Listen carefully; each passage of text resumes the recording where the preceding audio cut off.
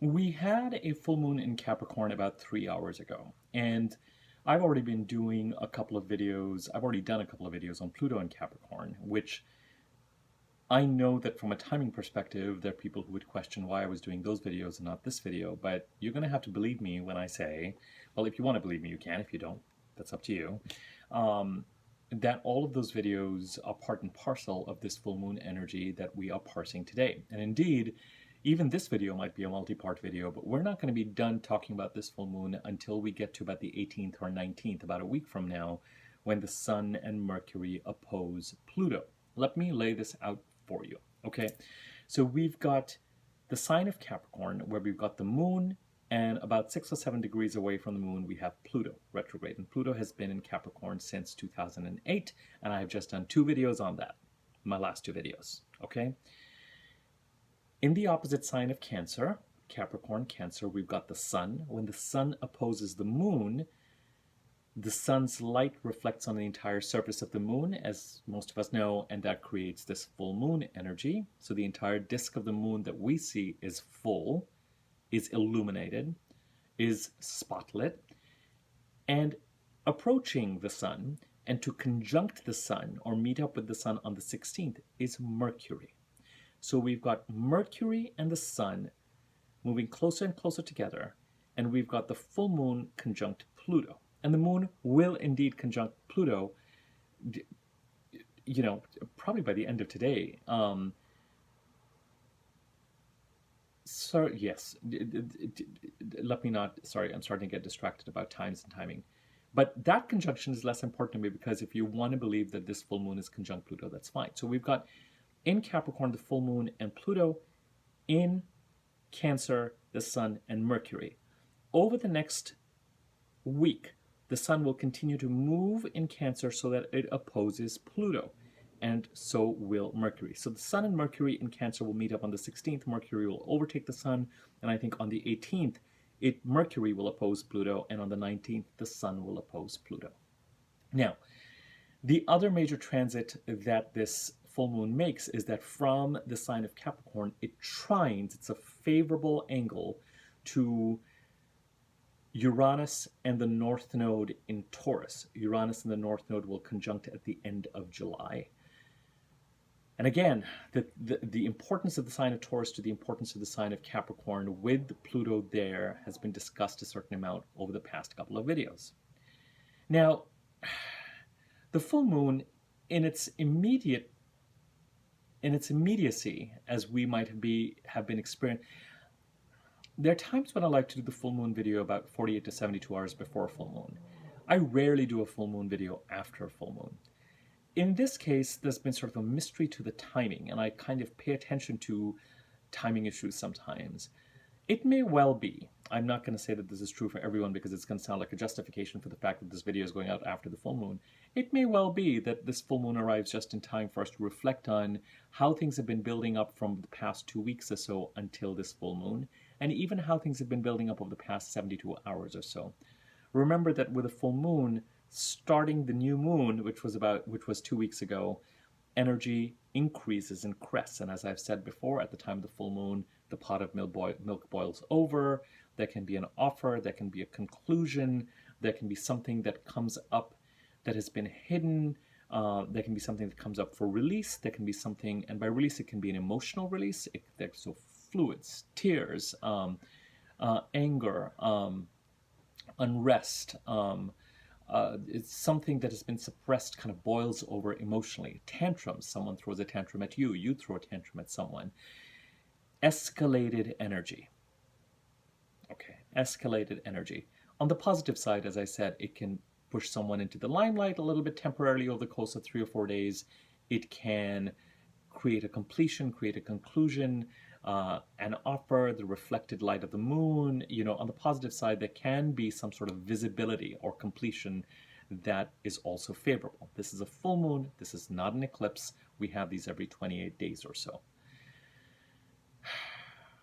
So there's certainly an energetic peak that we've been dealing with today. The new moon that happened 2 weeks ago, I want to remind you of the importance of the fact that that new moon was conjunct Lilith.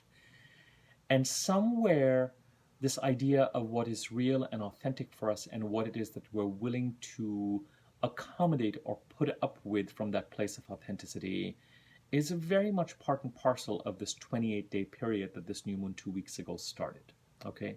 With Lilith, whatever sort of adjectives, whether it's glorifying Lilith from a feminist perspective, whether it is talking about things like rebellion and shadow self from a more patriarchal perspective, I just think it boils down to just how much, just where we feel like we're willing to compromise and submit and agree, and what just doesn't feel right to us to submit or agree to. So that idea of authentic commitment, leading to a kind of a should I stay or should I go kind of choice, is very much part and parcel of the energy that we're dealing with at this time. And we have the corresponding full moon from the new moon 2 weeks ago that may well be bringing these kinds of energies up to the surface for us to review. However, it's coming up in a more challenging way or in a more positive way, perhaps. Okay.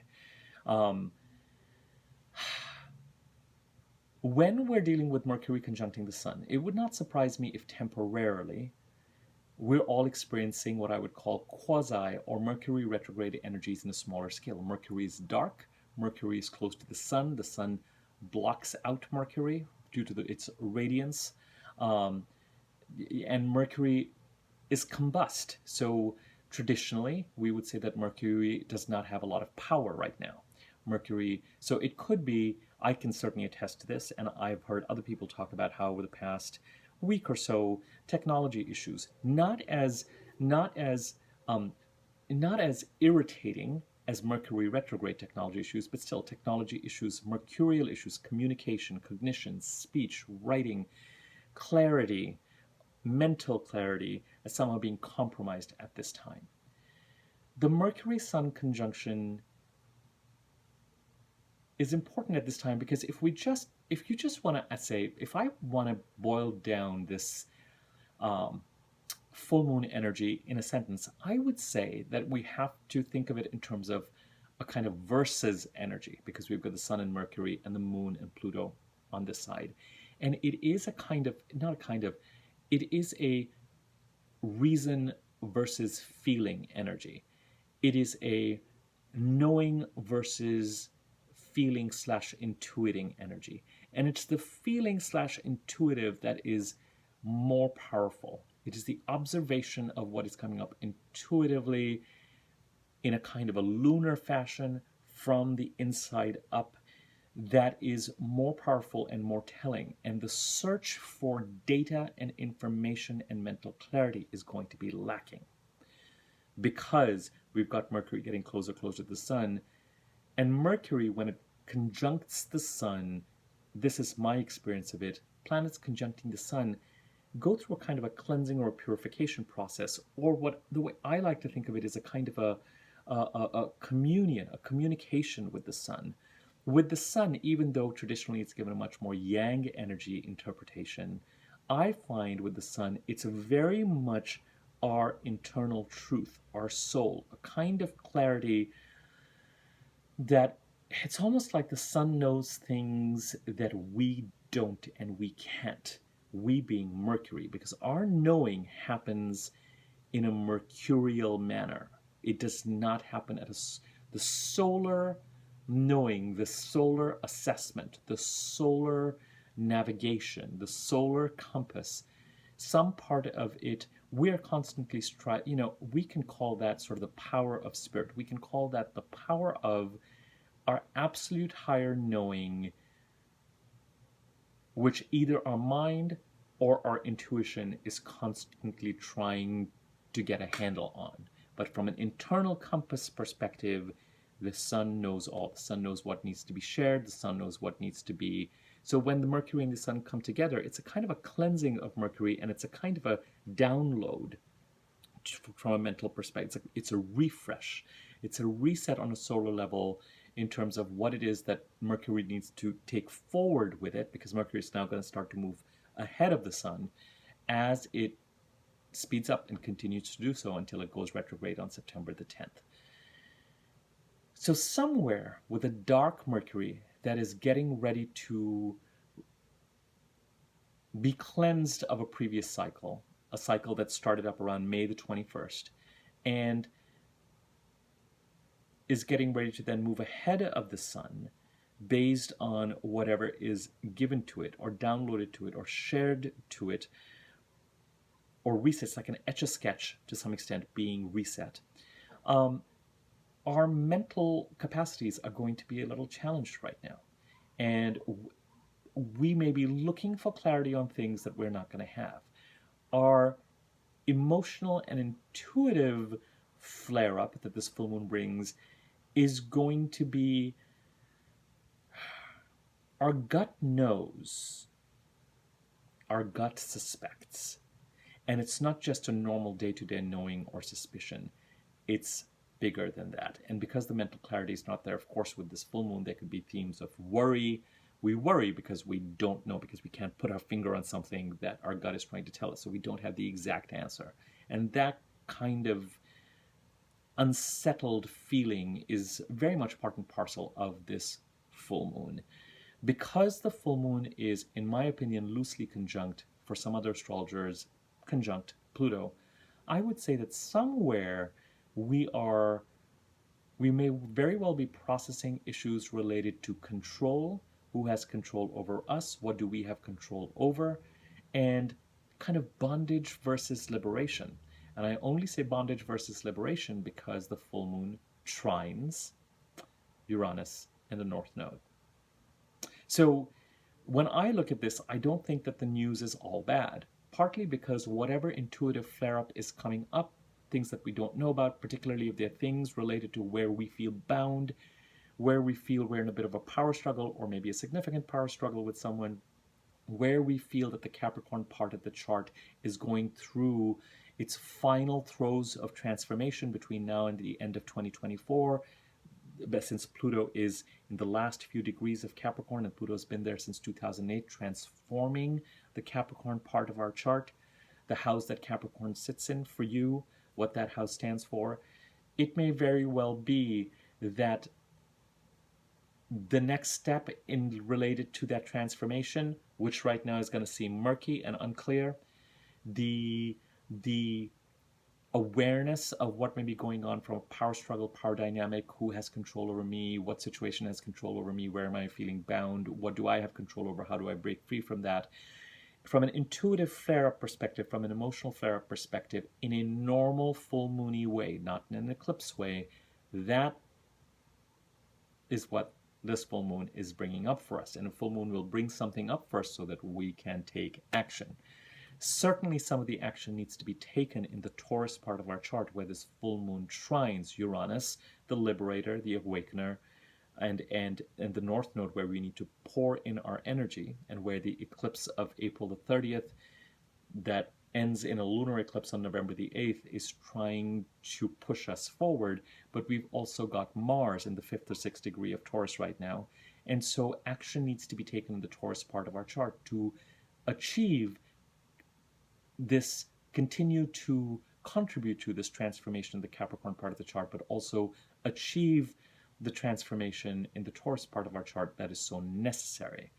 The other part that I will say is, if there's something going on from a power struggle, power dynamic perspective, if there's something going on this with this kind of bondage versus liberation theme, where the bondage part feels like you're getting some sort of intuitive clarity, it is again an invitation to action.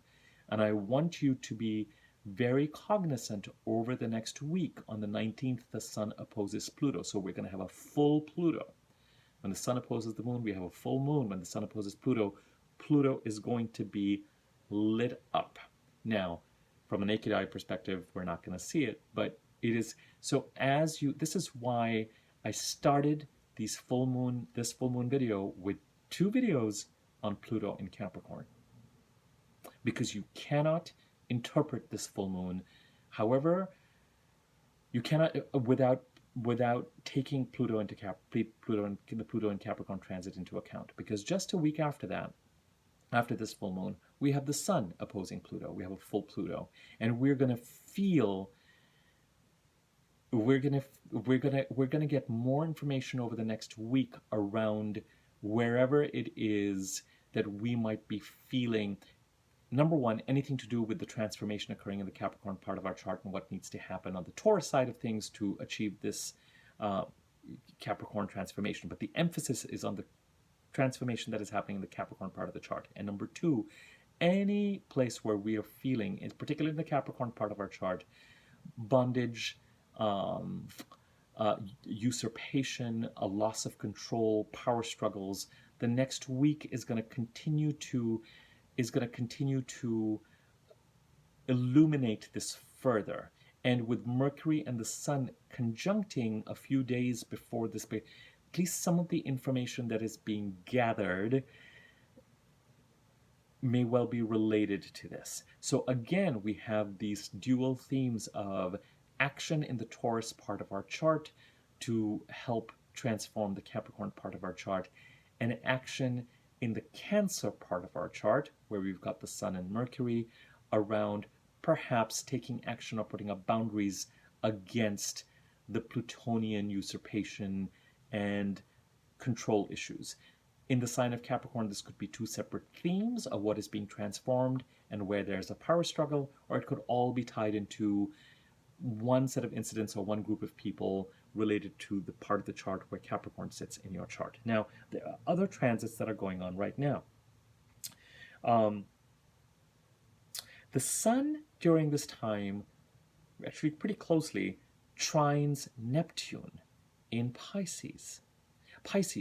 Neptune in Pisces. So Neptune in Pisces, as we've discussed, since the eclipses in 2014, 15, 16, murky business, gaslighting going on. So somewhere does this information and does this clarity again intuitively point to some of that kind of murky business. Now, with Neptune, it can be creative inspiration, it can be spiritual inspiration, but I know that thematically somewhere there's also this theme of loss and deceit and theft that in that part of with that theme of control and usurpation might be playing a role with regard to the intuitive clarity, the flare-up, the worry, leading to greater solar clarity as the week progresses.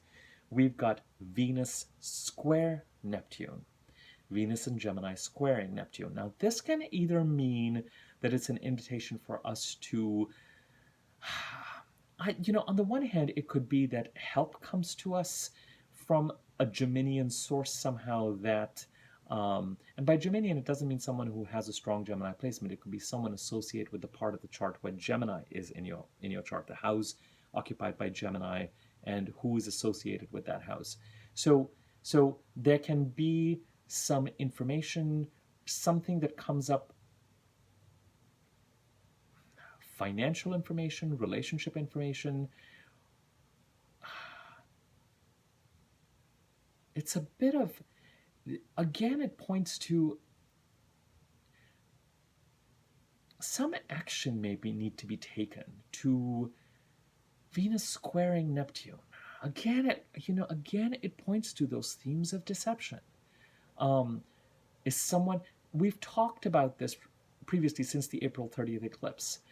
People in the Gemini part of your chart are somehow linked to the Taurian development, but they're also linked to Piscean and Scorpionic deception. It could be two different groups or sets of people, but related to the Gemini part of your chart. So if Gemini is in your third house, it could be relatives and neighbors. It could be siblings and relatives. It could be, so it doesn't have to be the same group of people.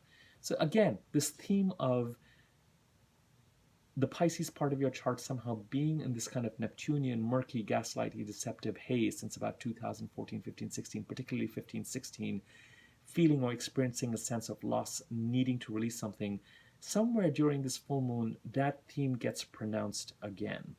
And Mercury conjunct Sun we've talked about, and of course Uranus conjuncting the North Node, the Taurus part of our chart with Mars and Uranus, and everything I've talked about, I'll in terms of my interpretation of this full moon, I'll stand by, because as I look at the transits that are occurring, that the full moon is not making that are happening independently, they point to the same themes. The Taurus part of our chart needs attention and action because it will contribute to the transformation in the Capricorn part of our chart that has been going on since 2008. This full moon in itself also brings up some intuitive data or information around themes of usurpation or control or power struggles that need attention. And this clarity will continue to come over the next week as part of your mental processing, and as Pluto becomes fuller over the next week, because it's already pretty well lit up, with the sun just being 7 degrees away from it, from opposing it. So that's where things are currently at. The full moon is ruled by Saturn. It's a Capricorn full moon. Saturn is in Aquarius, its own sign, but again, Aquarius is ruled by Uranus, which is in Taurus. We've got Venus in Gemini. Gemini ruled by Mercury. Mercury's in Cancer, so it puts the other dispositor in the chart between the moon, Uranus, Venus, Mercury. Again, we've talked to, but it's a Saturn ruled chart, so discipline. It's time to get real with whatever it is that this full moon. I would not ignore the flags that this full moon throws up, particularly when it comes to, you can look to the Aquarius part of your chart where Saturn is currently transiting and look at what behaviors you need to be doing differently. These are lessons that have been coming up for the past 2 years with regard to how you act in ways that are best for the fulfillment of your highest potential. And the answers may well lie there with regard to whether it is boundary setting, whether it is disciplined work, whatever needs to be improved, they're upgraded in the Aquarius part of your chart. And, I did the video on Pluto and Capricorn, and the next of my current backdrop videos will be Saturn in Aquarius, and it may well start to become time for that video. So let this set up for that, and I will leave the full moon video here. Feel free to share this video if you found it useful, like it, comment on it by all means. Click on the subscribe button and click on the bell icon next to the subscribe button so you're notified whenever I do new videos. And until the next video, thanks for sticking with me through these 2 or 3 videos that I've done that have been a little bit unusual around this full moon, but I hope now it makes sense why I did it that way. Thanks.